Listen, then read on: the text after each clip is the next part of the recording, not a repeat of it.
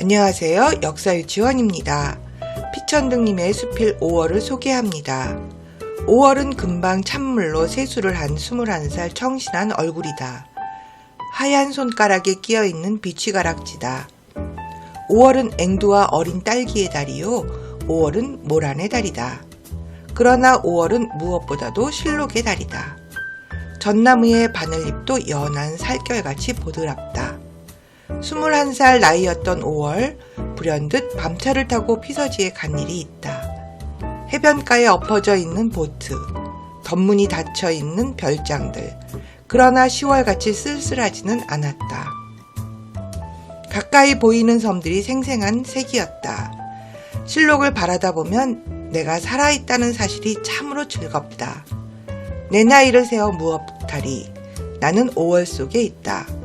연한 녹색은 나날이 번져가고 있다. 어느덧 짙어지고 말 것이다. 머문 듯 가는 것이 세월인 것을. 6월이 되면 원숙한 여인같이 녹음이 우거지리라. 그리고 태양은 정열을 퍼붓기 시작할 것이다. 밝고 맑고 순결한 5월은 지금 가고 있다.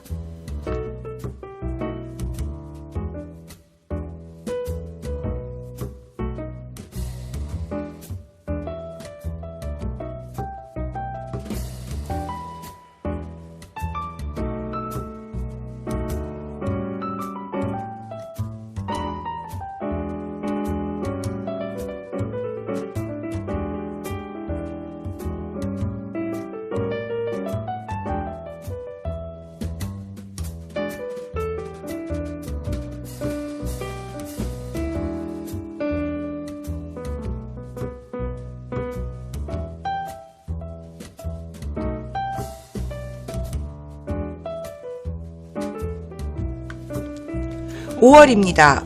노동절을 시작으로 어린이날, 어버이날, 부처님 오신 날, 대통령 취임식, 스승의 날, 5.18 민주항쟁, 부부의 날 중에 유난히 가족과 관련된 날들이 많습니다. 인생에서 완벽한 것은 별로 없다고 누군가 말했습니다. 하지만 완벽하게 우리의 마음을 채워주는 것이 딱 하나 있습니다. 바로 부모가 되는 일입니다. 갓 태어난 아이를 바라보는 부모에게 그 어떤 한계나 제약은 없습니다. 그저 완벽한 사랑으로만 그 아이를 보게 됩니다. 저도 그랬습니다. 크게 성공한이 아닌 크게 성장한 두 아들들은 그렇게 자라 부모에게 감사함과 이해심이라는 선물 외에 돈다발을 안겨주었습니다. 한 장 한 장 세는 순간 무한 감동이었습니다. 새하얀 순수함을 현금을 세는 순간 완벽한 행복으로 바꾸었습니다. 아, 이런 게 행복이구나. 그리고 잊고 있었던 웃음과 함께 희망이라는 멋진 선물까지 받았던 5월의 어느 날이었습니다.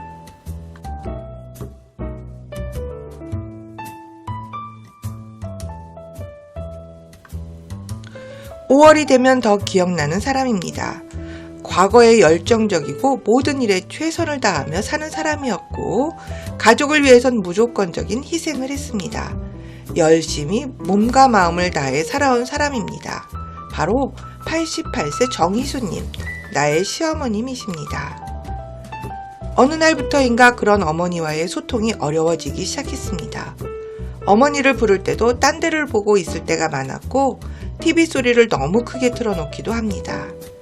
식탁에 앉아 이야기를 할 때도 자꾸 다른 이야기를 하시거나 자신의 이야기만 하는 겁니다. 그리고 작은 일에 화를 내시기도 합니다. 병원에서 나온 결과는 충격이었습니다.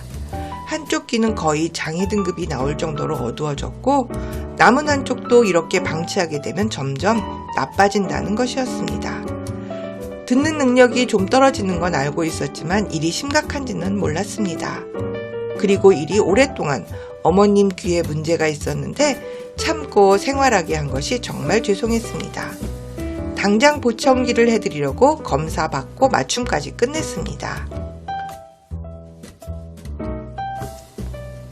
일주일 후 두근대는 마음으로 새로 산 보청기를 끼워봅니다. 처음엔 이물감과 에코가 불편하고 끼고 빼는 법을 배워야 함이 무척 부담스러워 하시지만 자꾸 연습해서 친숙해져야 합니다. 건전지 갈아 끼는 법, 하루에 1시간씩 늘려 착용하는 법, 청소법, 그리고 보관법까지 영민한 어머니는 잘 해내실 거라고 믿습니다. 구독과 좋아요는 여러분께도 5월의 행복을 약속합니다.